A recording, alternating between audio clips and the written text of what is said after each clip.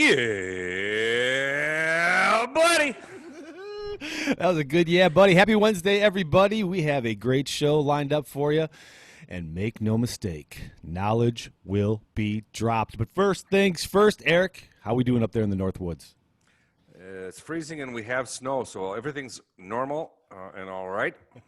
Sounds like football weather. Right, unfortunately, it's supposed to hit 50 tomorrow, so we'll melt our white backdrop for hunting season away, but so it be. Well, back to cold. It's winter. Love it.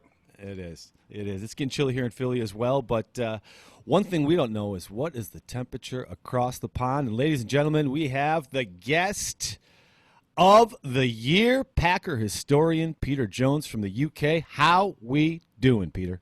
We're doing really good. And as for the weather report, it's in the low 50s and it's drizzly. It's a typical UK November day. Just dull and drizzly. Yes. Reminds me of those Mission Impossible movies. All right, guys. Well, we have a few things to talk about in Packer Nation.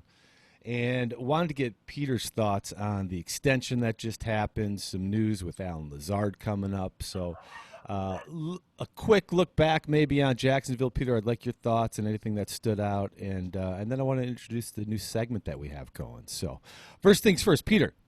David Bakhtiari locked up for the next 4 years with that extension. What's your gut feeling?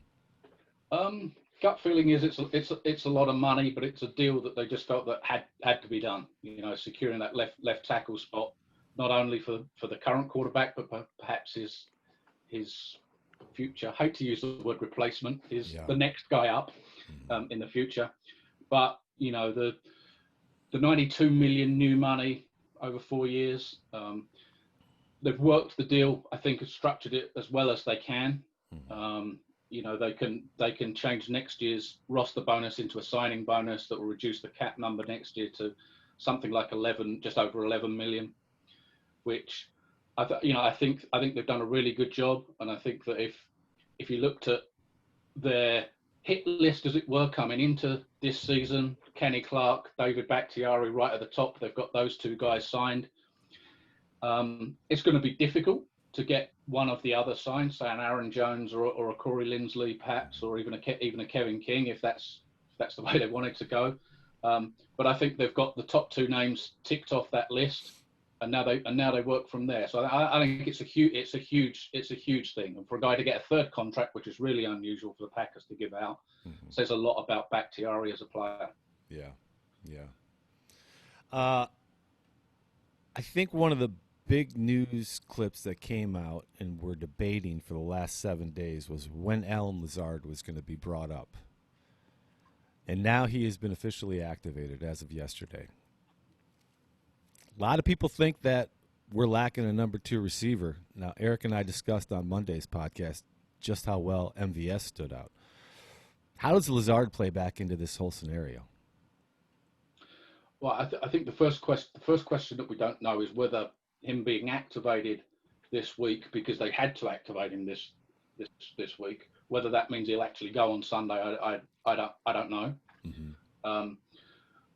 And given the way that MVS played last week, I mean, it suddenly feels like that's a huge bonus or a huge boost to get Lazard back into that crew. And let's face it, most of the time these days, most teams are playing 11 personnel, so you've got 3 wide receivers as your starters anyway. So I think he immediately comes back into that top 3. Whether you want to call him 2 or 3, I don't think really matters. But I think at this stage of the season, particularly given, you know, the offense struggled, you know, last Sunday against Jacksonville. Yeah, they did. So I think given that, I think it's a huge boost, you know, for the running for the rest of the season. So I think it's almost like having an extra player now, a guy that you've missed for the last few weeks. So yeah, it's really good news, and I think the offense needs it at this moment in time. Yeah, I expect him back. He's been practicing for 3 weeks, as we said, and you mentioned just a minute ago. They literally had to get him up on the 53, or he would have been lost for the year on injured reserve.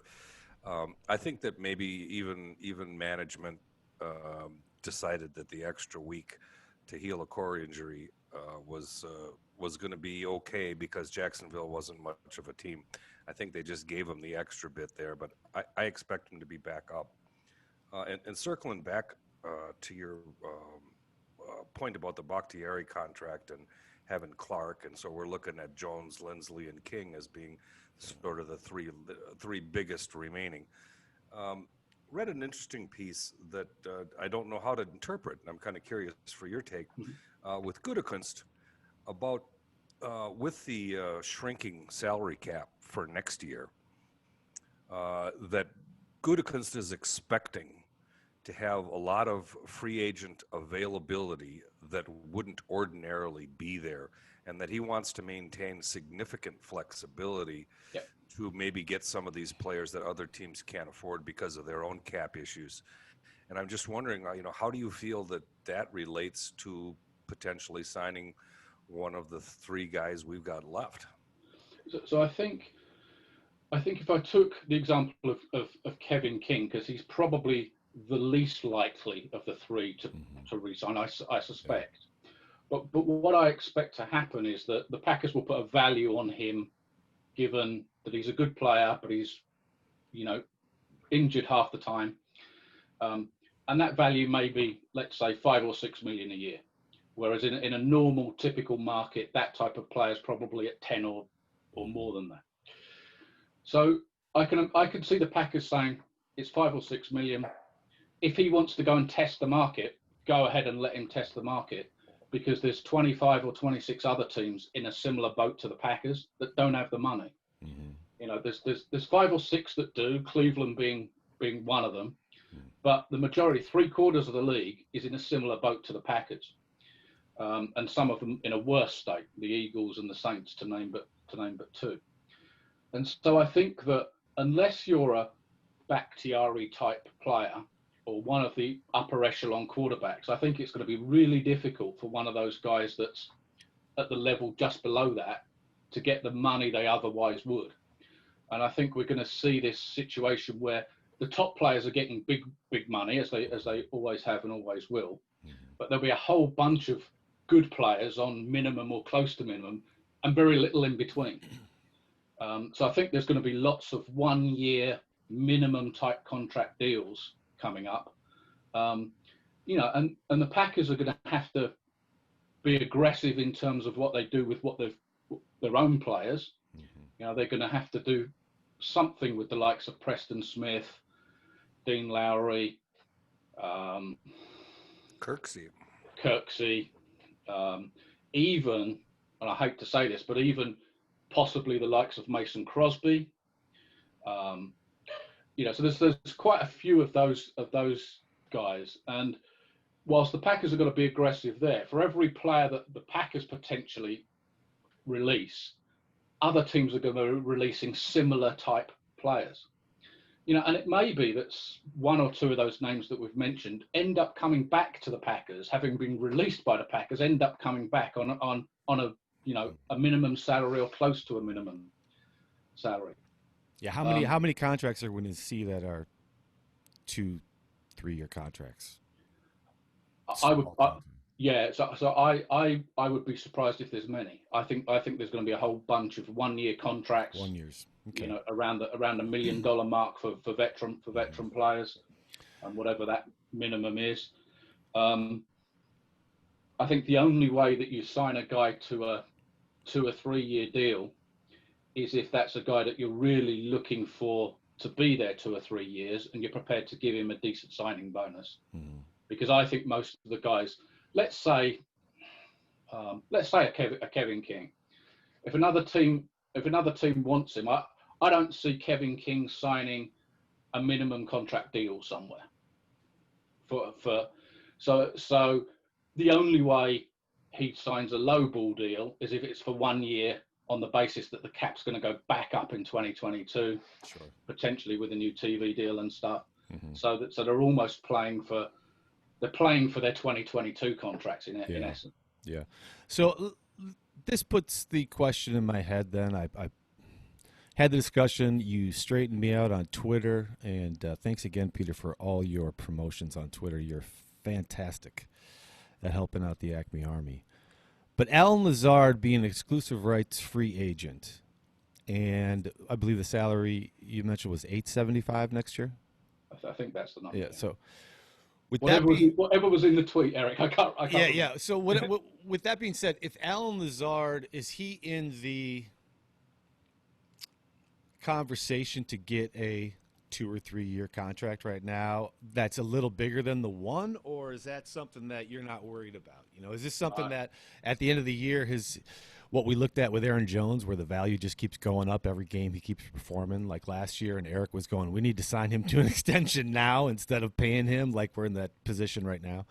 I think the thing with those exclusive rights free agents, particularly this coming year, is that they've got no leverage, right? So providing the Packers tender that minimum offer, they can't even talk to another team. It's they play for the Packers or they play for nobody. Yeah.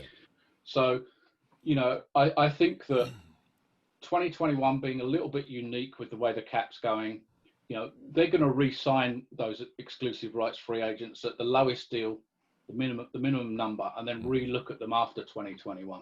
Yeah. Because even then, they're only restricted free agents after next season, which means the Packers can match any offer that they get if they so choose. Yeah. Now, do they get performance bonuses as exclusive rights free agents still? Is there? So there is. What's the parameters on the bonuses? But the parameters are based on 3 years. Okay. So they have to have played 3 years, and there's a 35% rule in there. So they have to have played 35% of snaps across the 3 years, or a certain percentage in any one given year. And I can't remember what that number is, but in essence, MVS, for example, has hit that performance escalator. So next year, his salary jumps from what would be about 900,000 to 2 point something. I think didn't that happen also with Aaron Jones? And Jamal Williams. Yeah. Yeah. I think that I agree with the. I don't think that there's anything necessary to be done with exclusive rights free agents at this point. There's a lot bigger fish to fry, and like you say, there is no leverage, and they eventually will get paid. What I'm curious about is looking at the way that the Bakhtiari deal was structured. You still have some cap space available this year. The Packers have loads of money in the bank. And I guess I'm just curious. I don't think they're going to do anything with Lindsley or King. Like you said with King, I think they're going to establish a $5 or $6 million. That's right in the range. And he won't sign a minimum deal because Green Bay won't let him. If he's going to drop down to that level, he'll be a Packer. Yeah. I think he'll only sign for more money elsewhere potentially. Lindsley, I just don't see that happening until after the season. He's gonna be worth probably more than we can afford, and we have some young guys I think that'll likely step in. But now, what can I cut in right there? Is Jenkins the center of the future? It's possibly. I've seen that so much all over the internet in the last 2 days. It's like I think unless you're inside the Packers organization, I think everything is pure speculation, and I think that and a lot of that obviously comes from his playing college. That's where he played the majority of the time, but he did play some at right tackle, he did play some at guard, he played a few snaps at left tackle, so we know he can play all over. It just seems like the value for him is so much higher at a different position than it is at center, and the discussion just makes me scratch my head. So yeah, that's part of their thinking as well. Absolutely right, and I think also part of it is, whilst they may have a plan, they don't know how this thing's going to play out between now and the start of 2021. It could be, for example, that Lindsley does come back at a reduced salary because nobody else offers him big money. Yeah. It could be Lindsley goes and Lucas Patrick becomes the center, or it could be Lindsley goes and Patrick gets injured and then Jenkins, or it could be that, a couple of the names that are potential cuts for March time would be Ricky Wagner and Billy Turner, although I hate that one now because he's played very well, but because of their salary, those two are, potentials. Yep. which means you're then looking for who's your right tackle. Could Jenkins be your right tackle? So I think the team, the organisation will have a plan, but I don't think it's definitive. I think they just have to see how that whole thing plays out, and they're just very lucky to have a guy like Jenkins that can obviously play at a high level across probably all 5 positions in the line. Well, that, his ability to do that and their desire to have the flexibility to compensate for what they, for the unknown at this point. I just want to loop back, but given that there's a shit ton of cash available, Green Bay is in an excellent financial position. Do you think that there's a chance that they'll do, not at the scale, but that they would do a 4-year extension with Aaron Jones now, creating a favorable cap next year, which allows them to further, at some point we're starting to get into that risky cap position where you can, teams, we've seen them fail. But if you can structure it in a way to get us to the salary cap returning to a normal level, it almost seems like the other guys, maybe not, but maybe Aaron Jones still this year. Yeah. So I think that if it's in their head to extend Jones, I think they're going to want to do it this year, so that they can pay him the signing bonus and spread that over the 5. So say they give him 4-year extension, they spread the signing bonus over 5 years if they sign him this year. And I don't know what his number would be, but let's say something like 40 million over 4 years, so 10 million a year. It's going to be that kind. It might be 9, it might be 11, who knows? But so it's 40 million over 4 years, signing bonus of 11 or 12 million, which will be spread over 5 years. And they can pay him the minimum salary or close to the minimum salary next year, and backload the base salaries, because he'll get 11 million in cash in a signing bonus straight away. So the cap, they could get his cap number down as low as something like 4 or 4.5 million next year, without question, by signing him this year. So I think they've got a desire to do that. I think it's just probably based on what Aaron Jones's agent is saying to him and is saying to the team in terms of whether that number is 10 million a year, or whether he's trying to push for something closer to a Christian McCaffrey deal, which just isn't going to happen, or whether he's just using that as leverage and saying, actually, Packers are offering 10, I think we can get 12 or 13. And I think that would probably put the Packers off. Yeah. But yes, I would do it. I would absolutely do it this year if it's within the kind of 10 million, might be 9, might be 11, but that kind of number, and it absolutely would help the cap position. All right, let's move on to thoughts on Jacksonville's game. We covered it, as best we could. It was a rather unimpressive game with a heck of a finish. What was your take, Peter? It was that one sentence just about sums it up. It was I was disappointed in the performance. I thought that. See, I'm not the best prognosticator when it comes to picking the scores of games, but I absolutely. Neither are we, man. Neither are we. I absolutely thought this was a game that the Packers would win comfortably. I said something like 44-21. I thought they'd win by about 20 points. Yeah. And not that it would so much be a blowout. I just thought the Packers were a 20-point better team when you looked across the whole of the team, and you looked at Jacksonville. And yes, the Packers lost disappointingly to Minnesota a few weeks ago, but Jacksonville aren't Minnesota. They don't have a Dalvin Cook. Yeah. And whilst their running back's good, they were playing a rookie quarterback who's probably just as good as the quarterback who's injured, to be fair, but still a rookie quarterback. And you look across that Jacksonville roster, and the best 2 players from last year, Jalen Ramsey and the running back, are both Leonard gone. Fournette, Fournette, are both gone. And you kind of look at Jacksonville, you look at the roster, and it just looks like they've got nobody. Mm-hmm. And it just felt like a game that I guess the Packers played down to the level of their opposition. The punt return the punt coverage team was social distancing on that return. Peter, I'd have to interrupt you and correct you there.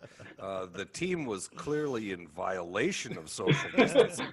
They were all in a single line, nobody maintaining their gap. You had 5 guys all in the same line, nobody maintaining a gap. So I'm going to say that that's a violation of social distancing. It was, there's some positives. I mean, I don't like the passiveness of the defense, but when you take a step back and you say the defense gave up 13 points, and I think 7 or 10 of those came off the back of turnovers where they played on a short field. It's actually one of the better defensive performances of the season. I mean, anytime you hold a team to, I think, 259 total yards, that's a good defensive performance. So whilst generally I don't like the passiveness, I thought this week actually the defense was better. The offense was, well, they never really got in rhythm. They did enough, but the running game never really got going. There were fits and spurts and a little bit here, and Aaron Jones was kind of effective, but not great. He wasn't, the Aaron Jones perhaps we've seen earlier in the season, and it just never got going. And every time you felt like, well, perhaps the huge MVS play is going to spark the team, it never did. Great block by the official on that play. Oh, good. And it just, I don't know. It felt like one of those games where I didn't think they were going to lose, even in that last drive. But it was just kind of blur. It was really, they did enough, and it's one of those, I guess, that you have to put, as fans, we have to put behind us. But you hope that behind closed doors in the locker room that LaFleur's got plenty to say and plenty of action to take off the back of that, because that's the type of performance you can get away with just about against a 1-7, 1-8 Jacksonville Jaguars. You're not getting away with that against the Colts on Sunday. Well, and we don't want to do that when we're playing the Bears the next, 2 more games in Detroit in our division. We need to dial it up all the way around. Eric, you got any final thoughts? Yeah, just that the last 4 plays on defense, take away the victory kneel, but the last 4 plays on defense were really the only 4 plays where the Packers looked truly inspired, offense or defense, in the whole game. That final stand was the last 4 days or 4 downs. That was inspired, great football. I got excited then. I really wasn't excited the whole rest of the game. Yeah, and I think that's probably the general reaction of most Packers fans, analysts, and everybody. It was just, there wasn't that much exciting, not a lot to write home about, but they won. Yeah. Well, it was good to see Rashawn Gary build on everything he's been doing since game 1. Hopefully he cracked that nut a little bit, and we can rely on him a little further going forward. So, hey guys, we're coming up about 25 minutes here. I wanted to talk about our next segment that we're going to introduce here, and we're going to be shooting every Wednesday that it is possible for the 3 of us to get together to highlight an old Packer player that maybe we don't know a lot of the details of. The history of the game is something that we love, and this is one of the great things that we found in this relationship with Peter Jones, being a Packer historian, is that we can get even further. And it's driven Eric and I to dig deep and do some research on some players that we want to focus every week coming up, whether that's going to be for 15 minutes or an hour. We just want to use Peter's time wisely and kind of provide the best knowledge source for you listeners while you're driving or you're sitting at home in your office working. You can listen to some Packer profiles that are eye-opening and give you some news that you didn't know. And with that, I want to introduce you officially, Peter Jones of the UK. He is a historian. Peter, where can everybody find you on social media? I guess a couple of Twitter handles, but the best one, I guess, is Profoot History, at Profoot History. and I'll be tweeting stuff out there, a lot of Packers stuff, a lot of general football stuff, retweeting a lot of history stuff. But that's the best place to get. Yeah, and everybody, please go out and follow Peter. He is such a great knowledge source. He's a great follow, and anytime you're on Twitter, you can get pulled down into the doldrums of the cesspool, and you are a bright, shining light, Peter, and you make me want to be a better person on Twitter. And with that, let's talk about one of the greatest Green Bay Packer players to ever put on the uniform and just passed away last week. Number 5, the Golden Boy, Paul Hornung. And Paul was everything that he's reported to be. You know, he was the carouser, the hard drinker, the chain smoker, the womanizer, the great friend. But he was a great football player as well. And it's easy to get caught up in the off the field antics, which were absolutely there, and all of those things and much more. You know, his friendship with Max McGee, maybe we'll touch on, and how Max led Paul astray or Paul led Max astray, whichever depending on which one of the two you spoke to. But you know, when it really came down to it, when it came time to play football, Paul was a great football player. And you know, we think of him as that running back in conjunction with Jim Taylor and those great Packer teams, particularly the early 60s, you know, the sweep, 49 sweep in particular, which Vince put in very much for Paul. But not just a runner. Great receiver out of the backfield, kicker, could pass the ball in the halfback option. And one of the things that gets so often overlooked is one of the greatest blocking backs, probably certainly in Packer history. And people, I think, often forget this. The same with Jimmy Taylor to a degree, is that sweep play, whether it was run to the right or the left, required the other running back, so either Taylor or Hornung, to block down on the defensive end. So almost every other play, one of those guys was blocking a defensive end.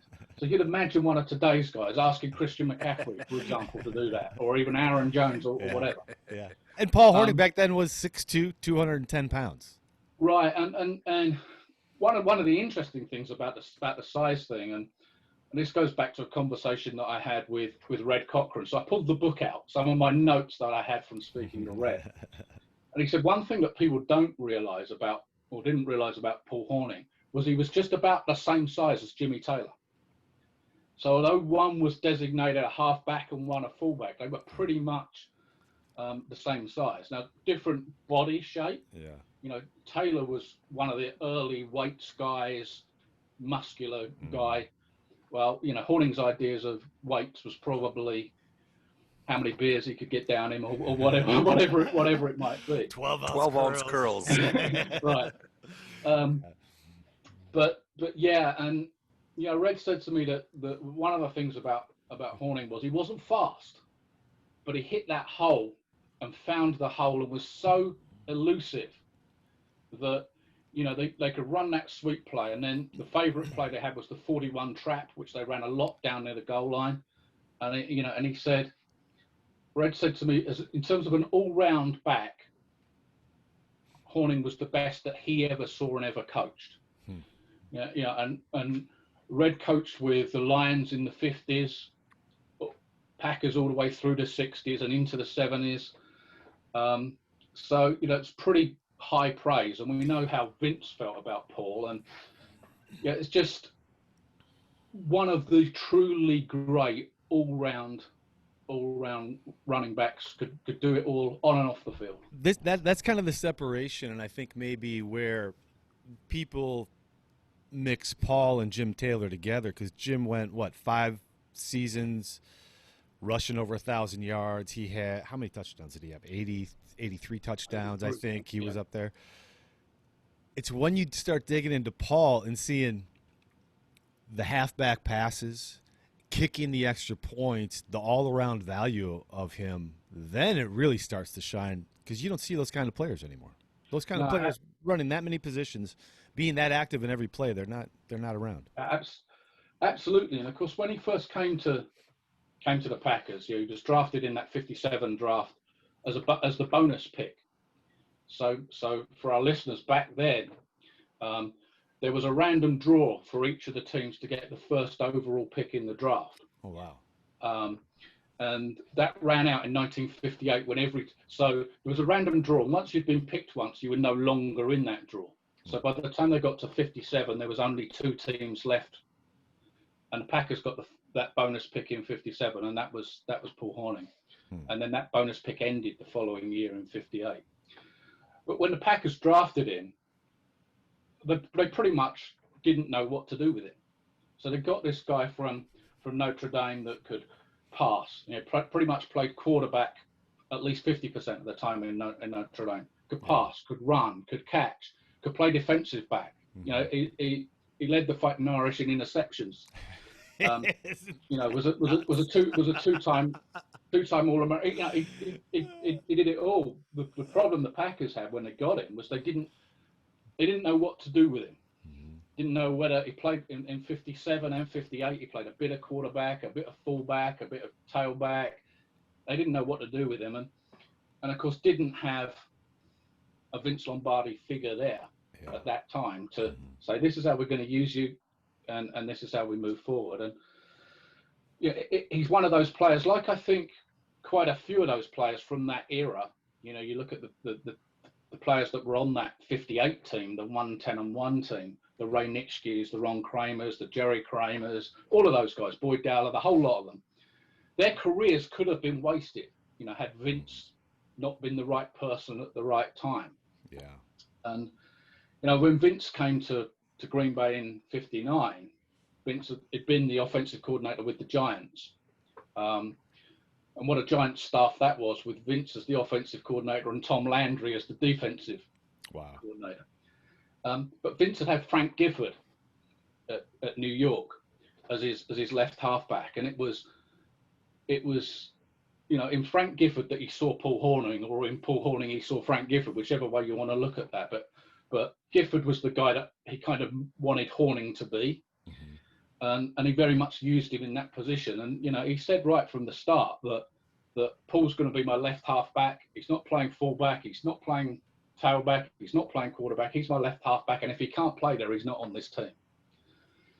And fortunately, part of the rest of it is history. Paul went to the Pro Bowl in 59, and then his great seasons were really his best right up there seasons were 60 and 61 when he was an All-Pro both of those years.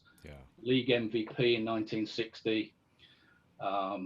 Led the league in scoring in 1960, that 176 points. That's an amazing number right there. Which stood until 2006, when LaDainian Tomlinson, broke that record. But Paul did it in a 12-game different season. game count, yeah.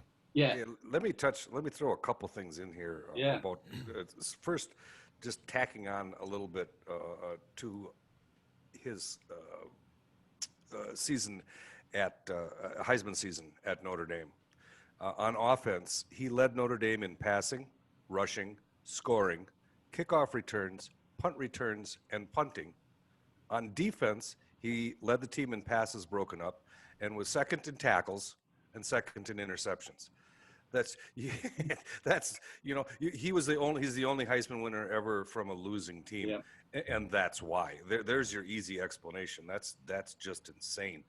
And jumping ahead to the 1960 or 61, the scoring record, it stood for 46 years. LaDainian Tomlinson did do it in 16-game season where he was playing in a 12.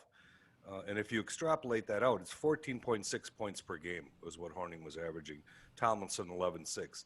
If you just use the average to equal it out, Tomlinson did break it in the 14th game, but it was a 16-game season. He only added 6 more points in the second half of 14 and in the 15th and 16th game.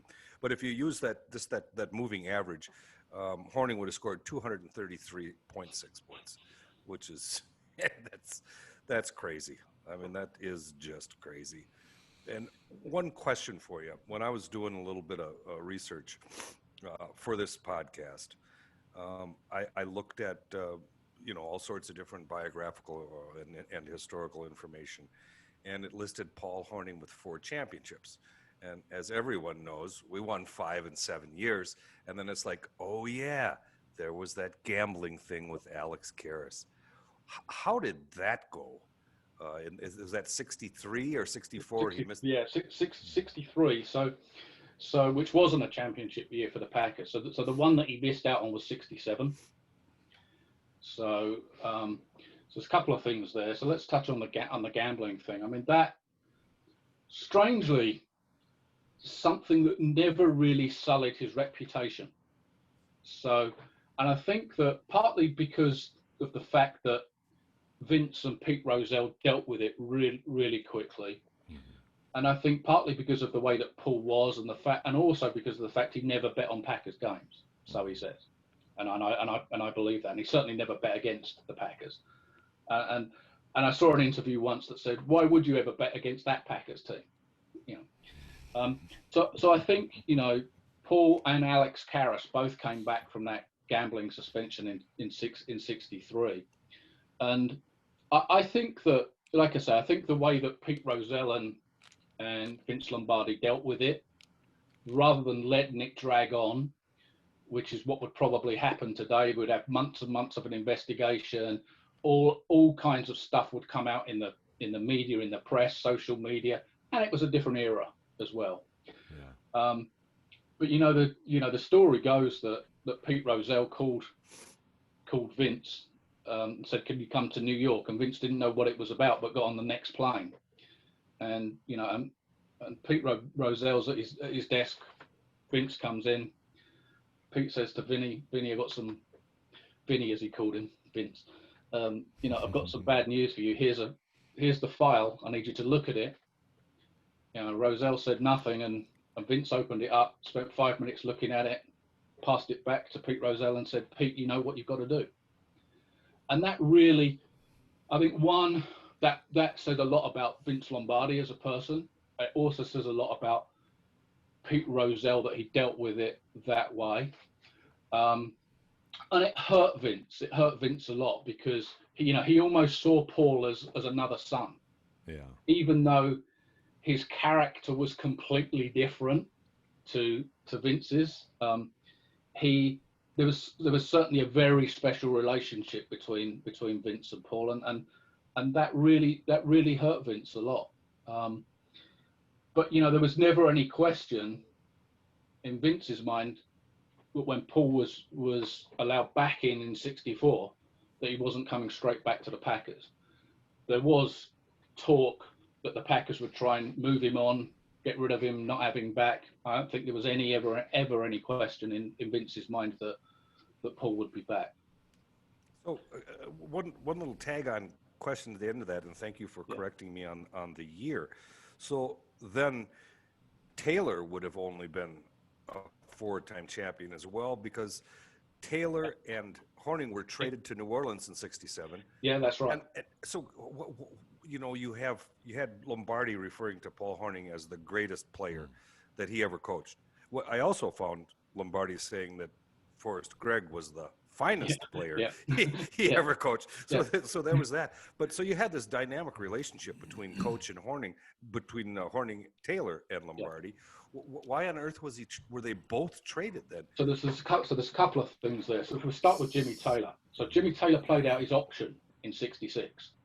So he basically held out for more money, and in those days you could play out the last year in your contract and move as a free agent. So he in the very old free agent system, same way that Ted Hendricks came to the Packers and then went to the Raiders,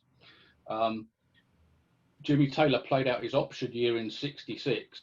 And so the Packers got the default compensation, which was, it was either 1 or 2 first-round draft picks for Jimmy Taylor, which is what they wouldn't have got had they traded him, a guy 10 or so years into his career. So that was Jimmy wanting more money. And of course, Louisiana was where he came from as well. So he pretty much forced the hand to go back home. Is that an expansion draft? It was. So okay. Paul Hornung went to the Saints in the expansion draft. So pretty similar Jim to went the, as a free agent. Okay. yeah, so pretty similar to recent expansion drafts. You know, teams were allowed to protect a certain number of players. Because Hornung had got the neck injury, he had a pinched nerve in his neck, which saw he missed the Super Bowl, missed Super Bowl one. And there's a story behind that as well, but we'll come back to that. But because he was injured, that was the reason that Vince left him on the list, because he thought nobody would take it. They thought the Saints wouldn't take him because he was hurt. Vince was visibly shaken, and I can't remember which player it was. I want to say Forrest Gregg, but I may have got the story wrong. That saw Vince in the office that day, and Vince was just about in tears. And when Forrest Gregg, or whichever player it was, asked him what was going on, he said, "They've taken Paul. They've taken Paul. I had to leave him on the list. They've taken Paul." So it really, really hurt. Again, hurt Vince's feelings. And he put him on the list because he thought they wouldn't take him because he was injured. And of course, he never played a game for the Saints because of that neck injury. So neither one of them really were traded. No, there was no trade. There was compensation that came back, but not as the result of a trade. Yeah, so Taylor forced the hand, and Hornung's was the Saints expansion draft. And as I alluded to, Hornung had that neck injury late in the '66 season. So in Super Bowl one, he was active, but he was the only Packers player that didn't get on the field in Super Bowl one. And the story goes that very, very late in that game, Vince wanted to put him in just so that he could say that he, played in that first Super Bowl. And Paul said, "No, the guys are winning without me. I don't need to go in." And so if you go and look at the rosters for that game, one Packer player did not play, Paul Hornung. Interesting. So let's go back to the point that we missed out on what happened with his neck. How did he get the pinched nerve? So I don't. Unfortunately, I don't know. It was a playing injury. Okay. Sometime during the '66 season. I don't know exactly when, but of course, that was when, during that '66 season. So there was this transition that was taking place anyway, because the Packers had drafted the $1 million backfield, Donnie Anderson and Jim Grabowski. Elijah Pitts was there. So there was this transition that was happening anyway in the running back position. And by that stage of Hornung's career, certainly, he was at the back end of his career anyway. And there'll be people that would tell you he was never quite the same player after the gambling thing in '63. And Jimmy Taylor as well was right at the back end of his career. And if you look at their stats for '66 in particular, they're way down, and that's because the carries are shared around with those guys. And yeah, so that's kind of where we are. Unfortunately, I don't know the exact when that injury actually happened in '66. But here's what I know about watching the games that are available on YouTube of the old Packers. When that power sweep was going and defenders were running up, they're doing cartwheels. They're getting hit so bad. The clotheslines, the way that it was a different game. And when you look at the Hall of Famers, and then when we're researching Paul, you go, that was a pretty short career for a Hall of Famer. But you look at the impact that he did while he was on the field. I mean, game changers, right? Yeah. Game changing, changed the way people looked at the running back and what you could get out of the possibilities of that position. Yeah, absolutely. And Eric touched on that with his last year at Notre Dame. And you look at, he did everything. And so, even though the halfback option, for example, wasn't always successful, the threat of it was enough to make some of those other plays go. And that the key block that Ronnie Kramer had in the tight end position, it was always, is Kramer going to block or is he going to release? And are they going to throw the halfback option to Kramer? We can almost do a show about that sweep play. I think that's one for. There's so much to talk about that. But one of the other things that Red said to me about Paul, and you kind of touched on it there, was between the 20s, he was a good player. Inside the 20, he was a great player. And the other thing he was, when it was the bigger the game, the bigger Paul played. So you look at the 61 championship game when he scored 19 points, which was a championship game record, which stood for until Super Bowl 51, however many years that is. It's a lot of years, that 19 points that he scored in that game. And there's a game in 65 where Paul was at the back end of his career, had been benched for a while in 65, really struggled, came off the bench, and they played the Colts late in the 65 season. And eventually in 65, they would go on to play that playoff game against the Colts when both teams were tied with a 10-3-1 record. But the only reason the Packers got to that playoff game was that they beat the Colts late in December the 12th, that's not late, middle of December in 65. And Paul Hornung scored 5 touchdowns in that game, which is still a Packers record to this day. And it was almost Paul's return to the big game. And when the Packers really needed it in that game, 3 rushing touchdowns, 2 receiving touchdowns, both over 50 yards, which in itself, 2 50-yard receptions by a running back in Packers history has only been done one more time since, which was Aaron Jones last year. Yeah. But that game for Paul, the 5 touchdown game, got them to the playoff game and eventually to the 65 championship. What's kind of sad about that game is that it gets a bit overshadowed because on the very same day, Gale Sayers broke the NFL record, scored 6 touchdowns on the very same day. But, Hornung's game there, 6 touchdowns, 30 points. Another thing that's often missed, there was a game against the Colts earlier in his career where he scored 33 points. And so he's the only player in NFL history to have 2 games of 30-plus points. And the only player in NFL history to have 3 games of 25-plus points. And there's those kind of things that people miss when they just look at pure numbers. They forget the era in which he played in, but also the ability to lift the game when it really counted. And you only have to look at Jimmy Taylor's numbers. Jimmy wouldn't have had those numbers without Paul Hornung, without Paul's blocking and without the threat of Hornung being there. And you just can't overstate, what a great player and what a great teammate he was. I wanted to play a little bit off of Eric's comment or observation about the relative brevity of his career. And I'm just 2 things popped to mind. One, you had a missing year in his prime, and trading on cigarettes and gin is a little bit different than what modern athletes do. But also on the Packers sweep, what a different game football was then. There's a personal foul or 2 on everyone if you tried to apply today's rules to those plays. The violence that went on was it's eye-opening to watch some of that when you see what happens today.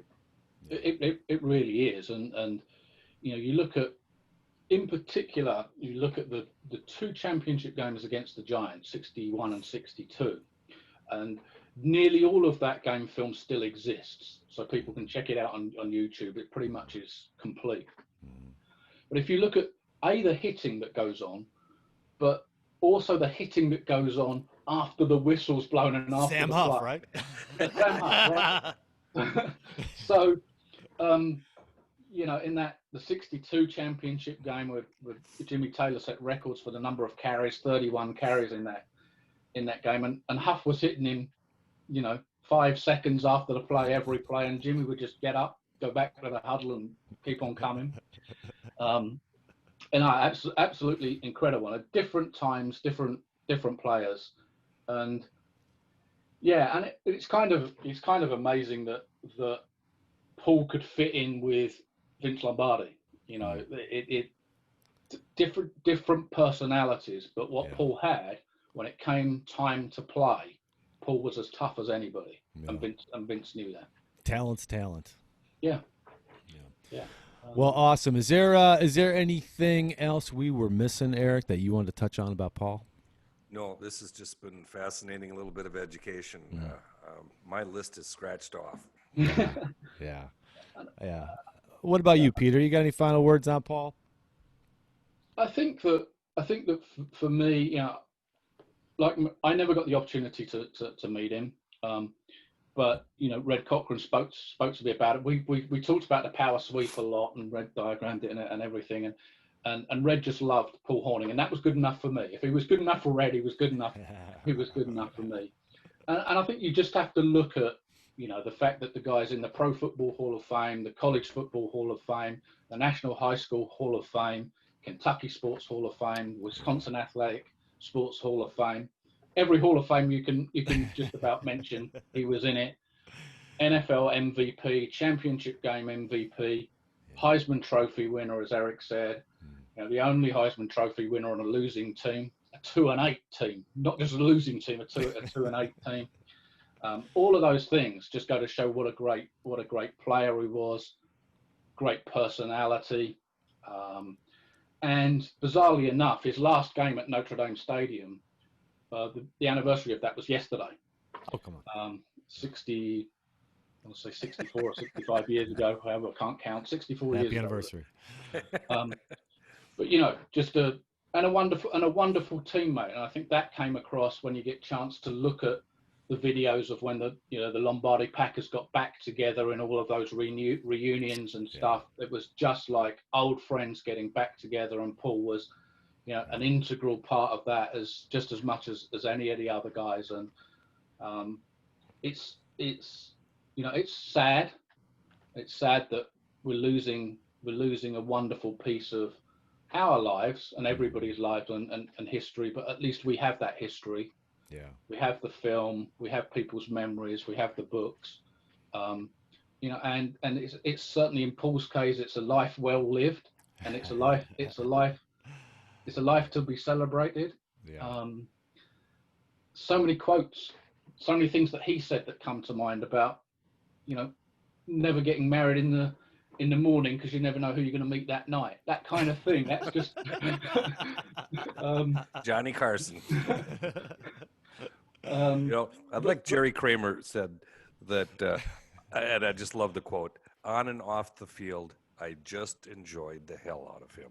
Yeah, absolutely. And it's just, it's a wonderful richness of history and on and off the field that Paul Hornung gave us all. And we're all very grateful for having a guy like him in our lives. Yes. Well, thank you for helping us keep that story and spirit of Paul Hornung alive, Peter. Appreciate you joining us. This has been a banger of a podcast, and appreciate you coming on. Everybody, I appreciate you listening. We are available on iTunes, SoundCloud, Spotify, everywhere you can get a podcast. You can get the Acme Army. And also, this podcast itself, we're going to put up clips on the YouTube page. Check out Acme Army. Hit that subscribe button. We have more videos coming out. They have been fun, and you can actually put a face to a name. So that's awful unfortunate, though. I know. I'm the good-looking one. Well, Peter, why don't you give us one more plug where everybody can find you before we go out? At ProFoot History on Twitter is the best place, and I just look forward to chatting anybody's comments on Twitter with everybody. Yes, love the interaction. Yes, you are a great follow on Twitter. Please go out there, follow Peter, check us out, and thank you for listening. And with that, Eric, take us out. Well, I want to just loop back to the very beginning of this podcast and just ask that you perhaps look at things in a slightly different light. On behalf of Peter and myself, you referenced the Wednesday segment reviewing former Packer players as bringing in old players, and there's a fair number of them that we're probably going to do that Peter and I are both older than. So if you could just say players from the past instead of old players, I would appreciate it. I know you're a boomer and that hits you in the heart, but we're going to have to get over this at some point. Anyways, everybody, thanks for listening. Hope you enjoyed this. What a treat it is to get the straight dope from a guy like Peter Jones. Thanks again, Peter, for coming on, and thanks for the education. Everybody have a great rest of your week. And it's go time this weekend in Indy, and it's go pack go time.